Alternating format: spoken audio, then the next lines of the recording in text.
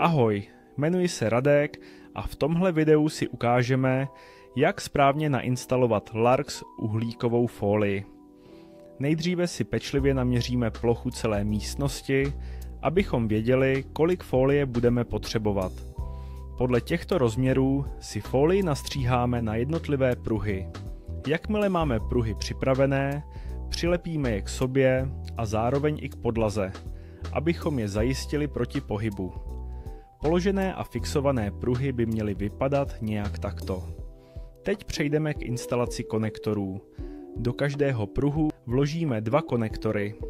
Tyto konektory se zasunují mezi měděné pásky na folii. Pokud si nejste jistí, jak přesně na to, podívejte se na naše samostatné video o konektorech. Potom si naměříme připojovací vodiče tak, aby měly správnou délku. Vodiče odizolujeme a zasuneme je do konektorů. I k připojovacím vodičům máme podrobnější video, které vám doporučuji zhlédnout. Abychom spoje ochránili, připravíme si butylovou pásku. Tou pak pečlivě oblepíme všechny konektory. Nezapomeňte zalepit i měděné pásky na opačné straně folie, kde nejsou konektory. Podrobnosti najdete ve videu o butylové pásce.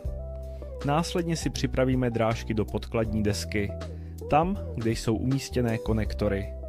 Kabely potřebují své vlastní drážky, takže jim také udělejte prostor. Zkontrolujte, že se kabely nikde nekříží a jakmile je vše na svém místě, umístěte kabely do drážek a přelepte je izolační páskou. Jakmile máte hotovo, proveďte kontrolní měření podle pokynů v záručním listu. Pokud je všechno správně zapojené a zaizolované, překryjte folie P ochrannou folií. V téhle fázi by to mělo vypadat nějak takto.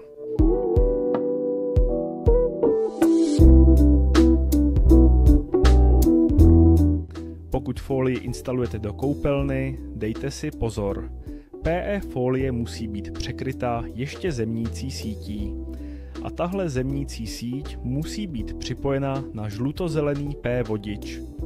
Nakonec nezapomeňte kompletně vyplnit záruční list a zakreslit schéma, jak jste folii pokládali.